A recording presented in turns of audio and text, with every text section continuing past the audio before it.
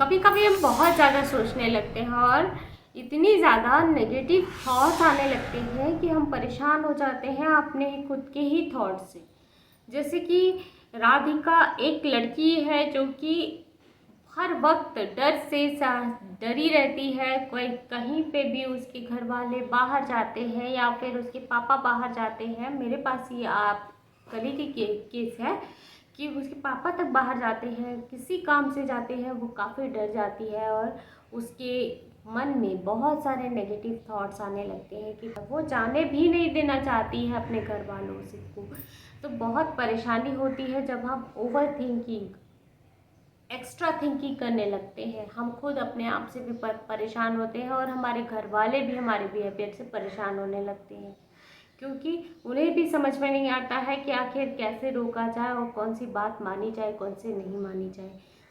अब राधिका बचपन से ही इन चीज़ों से थोड़ा सा सेंसिटिव रही है, क्योंकि बचपन में उसकी माँ नहीं रही और फिर उसके बाद धीरे धीरे वो ऐसे हादसे देखी, आसपास का माहौल देखा, फिर वो ओवर थिंकिंग से ग्रसित हो गई और ओवर थिंकिंग उसका पीछा नहीं छोड़ रही है। बहुत परेशान है। रात को अकेले रहती है जब वो, तो बेचैन रहती है। एक दिन तो उसके पापा को थोड़ा सा देर हो गया आने में, काफ़ी ज़्यादा घबरा गई, इतना ज़्यादा घबरा गई कि रोने लगी और ऐसा लगा कि उसके पापा को कुछ हो गया। आसपास वाले इकट्ठा हो गए, देखे कि क्या हुआ।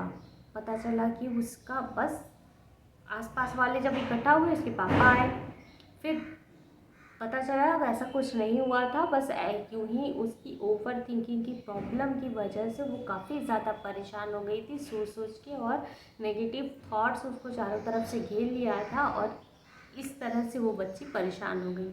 वो मात्र 19-20 साल की लड़की है जो ओवर थिंकिंग से इस तरह से ग्रस्त है कि उसके घर वाले भी परेशान है, वो भी परेशान है। ऐसी मेंटल कंडीशन तक बात पहुँची। क्या चीज़ें हैं जो हमको यहाँ तक पहुँचने से रोक सकती है?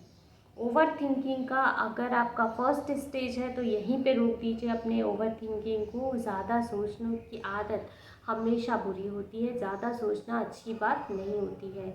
जब भी डर लगता है खुद से पूछिए कि क्या ये सच है, क्या ये हमारा वहम है या फिर रियल है। अपने आप से पूछिए, आपको जवाब मिल जाएगा। नेगेटिव सोच को रिफ्रेम कर दीजिए। अगर बुरा हो सकता है तो अच्छा भी तो हो सकता है। ऐसा भी तो हो सकता है कि जो है आपके साथ बहुत अच्छा हो।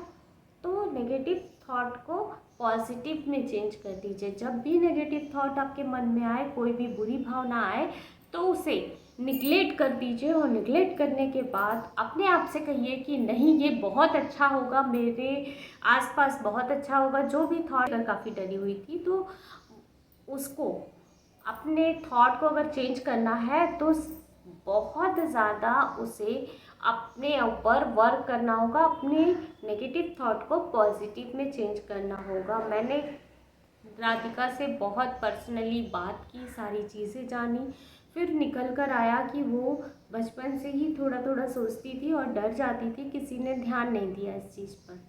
और फिर ये डर उसका काफ़ी ज़्यादा बढ़ता गया वक्त के साथ और ये आज इस स्टेज पर है। तो मैंने उससे कहा कि बेटा, तुम अपने नेगेटिव थॉट को ही पॉजिटिव में चेंज करना शुरू करो। थोड़ा सा एक्सरसाइज करो, थोड़ा सा योगा करो, मेडिटेशन बहुत हेल्प करता है इन चीज़ों में।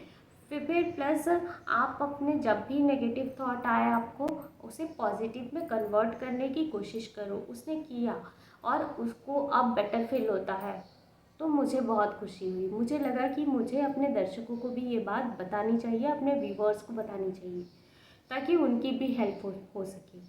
तो उसने मुस्कुराकर मुझसे थैंक यू भी कहा और अब वो सोचती है कि मेरे पापा बहुत स्ट्रांग है और उन्हें कभी कुछ नहीं हो सकता। ये थिंकिंग उसकी चेंज हुई। यही एटीट्यूड आपको अपने अंदर लाना है। जब भी कोई बुरी बात आपको घेरे या फिर आपके मन में आए तो आप उसको, नेगेटिव को पॉजिटिव में चेंज कीजिए। आप बार बार अपने आप से कहिए कि नहीं, ऐसा नहीं होगा। शुरू से ही कहा गया है खाली दिमाग शैतान का होता है। तो अगर हम खाली होते हैं तो हमारे मन में बहुत सारी भावनाएं आती जाती हैं। तो इन सब चीज़ों को नेगलेक्ट करने के लिए सबसे अच्छा तरीका ये है कि अपने आप को बिजी कर लीजिए। खाली समय में कुछ न कुछ काम करना शुरू कीजिए। 1-2 घंटे जो हम खाली रहते हैं ना, उसमें कुछ क्रिएटिविटी कर सकते हैं, अपने हॉबी को और एनहेंस कर सकते हैं और अच्छा बना सकते हैं। अपने हॉबी पर काम कीजिए। जिसे गार्डनिंग पसंद है गार्डनिंग कीजिए, बहुत अच्छा तरीका होता है। ड्राइंग पसंद है ड्राइंग कीजिए, कुछ बनाइए, मेहंदी लगाइए, कुछ भी आपको जो भी चीज़ें पसंद है अपने बच्चों के साथ खेलिए, वक्त बिताइए। ये सारी चीज़ें करेंगे आपका पर्सनालिटी भी डेवलप होगा और ये नेगेटिव थॉट्स आपको घेरेंगे नहीं और धीरे धीरे करके आप इससे निकल जाओगे। कब? आपको पता भी नहीं चलेगा। और अगर फिर भी प्रॉब्लम है तो आप ब्रीथिंग एक्सरसाइज ज़रूर कीजिए। ब्रीथिंग एक्सरसाइज करने से हमारे पूरे बॉडी का सोल मजबूत होता है और नेगेटिव थॉट हमारे मन में आने से डरता है। हनुमान चालीसा पढ़िए, बहुत इफ़ेक्टिव होता है। ऐसे में हनुमान जी काफ़ी मददगार होते हैं। हनुमान चालीसा पढ़ना बहुत अच्छा होता है। जब भी नेगेटिव थॉट आए हनुमान जी को याद कर लीजिए, चला जाएगा वो। अगर आप भी बेवजह किसी वजह से भी परेशान हैं तो हमें कमेंट में ज़रूर बताइएगा, हो सकता है हम आपकी मदद करें।